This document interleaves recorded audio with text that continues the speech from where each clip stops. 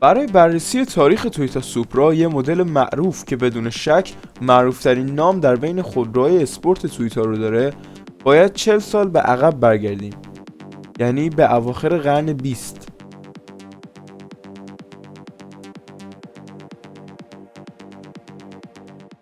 تویوتا در آوریل 1978 نام سوپرا رو معرفی کرد که به عنوان یک پسوند جدید برای یک نسخه بزرگتر، عریض‌تر و قدرتمندتر از نسل دوم کوپه سلیکا انتخاب شد.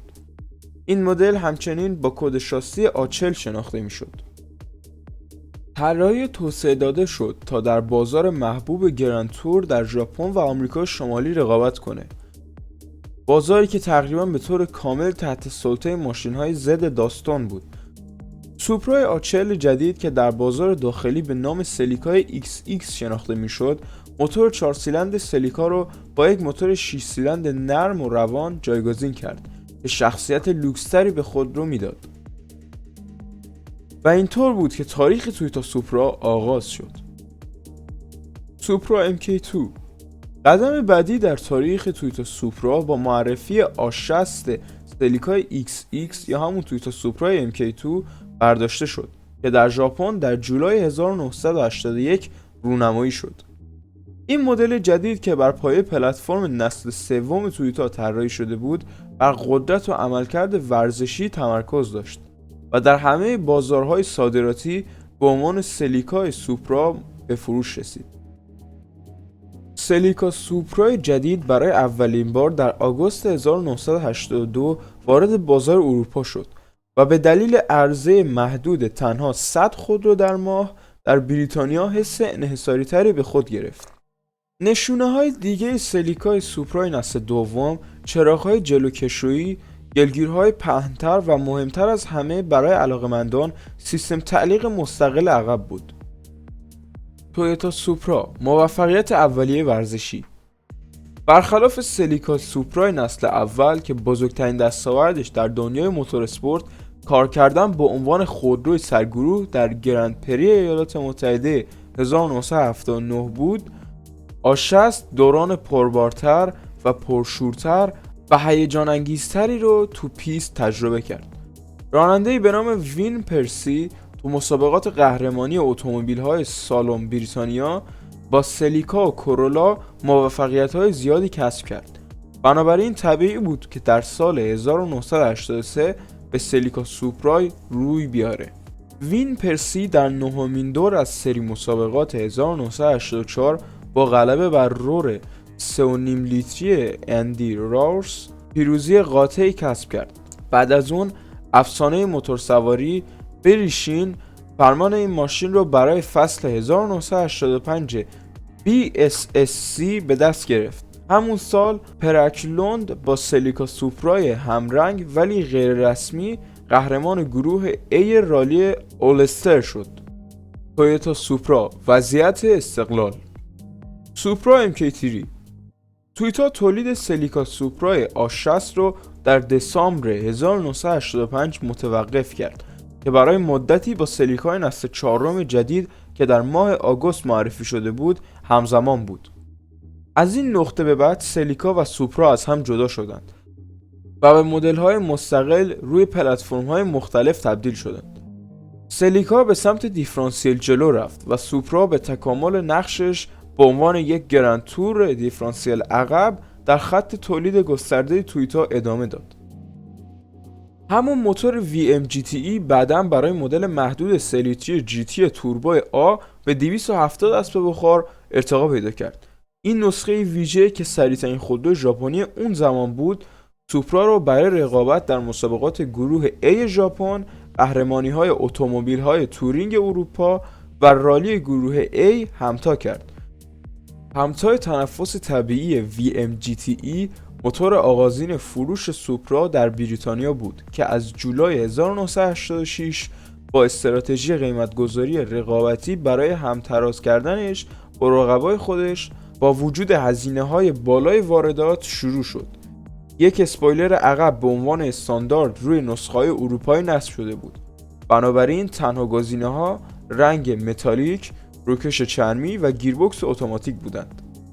با استفاده از همون موتور 3 لیتری GT توربو داخلی، این ماشین با 15% قدرت بیشتر و 35% گشتاور بیشتر حالا 254 پوند فوت خریدارها رو وسوسه می‌کرد. خودرو اسپورت هاله تویوتا حالا به سرعت نهایی 153 مایل در ساعت معادل 246 کیلومتر در ساعت میرسید و در 6.1 ثانیه به سرعت 60 مایل در ساعت یا معادل 100 کیلومتر در ساعت میرسید.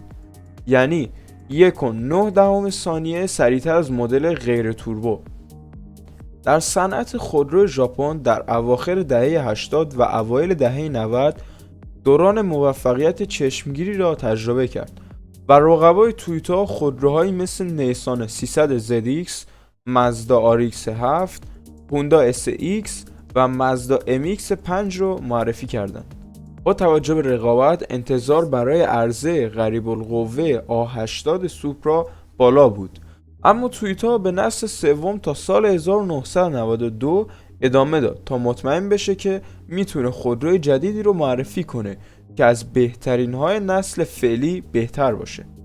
اما تا اون موقع سوپراهای بازار داخلی شاهد جایگزین VM GTE با موتور پرچمدار جدید 2.5 لیتری توین توربو تویوتا بودن. این موتور از سری جدید JZ اومده بود که قرار بود به قلب و روح نسل بعدی این ماشین تبدیل بشه. سوپرا MK4 سوپرا نسل چهارم A80 بالاخره در نمایشگاه خودروی شیکاگو 1993 بعد از 4 سال توسعه تحت هدایت مهندس ارشد ایسو تسوکی که روی سلیکای اول و هر دو نسل MR2 هم کار کرده بود رونمایی شد.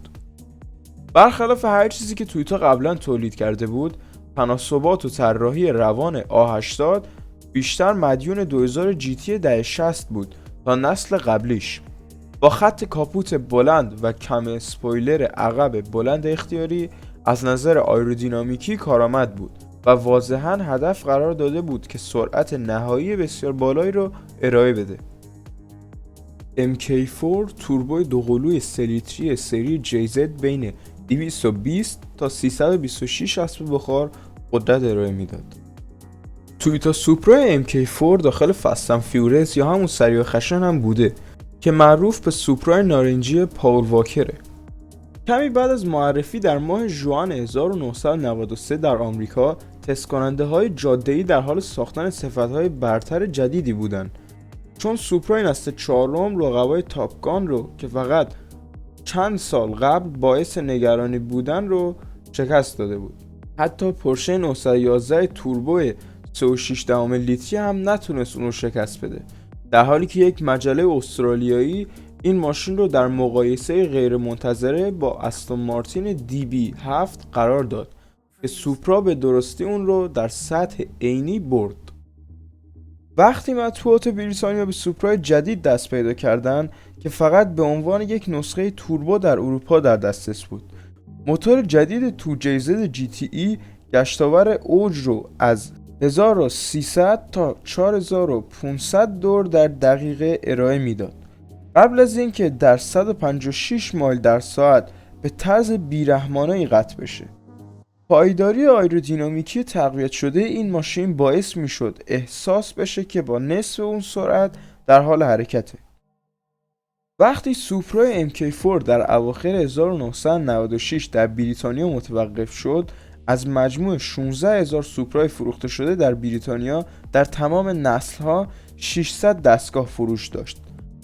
تا پایان 1998 4 نسل سوپرا در آمریکای شمالی هم تمام شده بود که بازار داخلی با کاهش تولید سالانه تا زمانی که ماشین در جولای 2002 بالاخره متوقف شد ادامه داد. دلیل اصلی این بود که تشخیص داده شد که برای رسیدن به اهداف آلایندگی اگزوز آینده خیلی گرونه. از آوریل 1978 تا جولای 2002 تولید کل دو نسل سلیکا سوپرا و نسل‌های خالص سوپرا در 593337 دستگاه بود. سوپرای MK4 0 تا 60 مایل بر ساعت یا 0 تا 100 کیلومتر رو توی 5.3 ثانیه میرفت.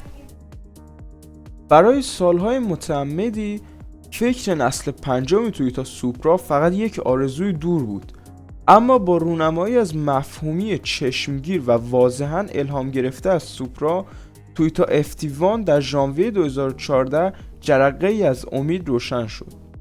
نسخه دوم این خودرو اسپورت موتورجلو دیفرانسیل عقب 8 ماه بعد رونمایی شد و قابل توجه ترین تفاوتش تغییر رنگ از قرمز روشن به خاکستری گرافیتی بود.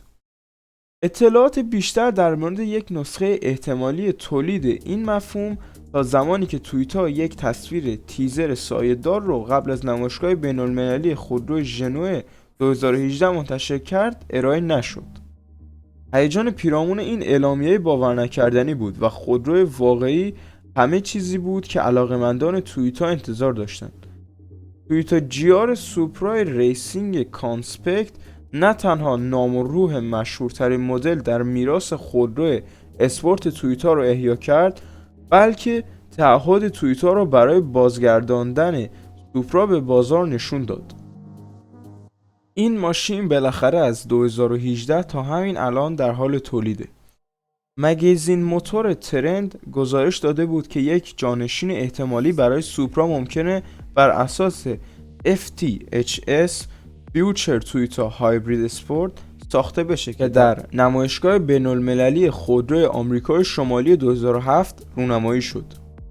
این مجله همچنین گزارش داده بود که نسل پنجم سوپرا ممکنه با موتور 3.5 لیتری 6 سیلندر هایبرید با بیش از 298 کیلووات معادل 400 اسب بخار قدرت عرضه بشه. نسخه 2023 توربوشارژ این ماشین 0 تا 100 کیلومتر رو در 4.7 ثانیه میرفت. برای حمایت از من ممنون میشم که این ویدیو رو لایک بکنید و یک کامنت انگلیسی هم بذارید. برای مثال بنویسید سوپرا MK5.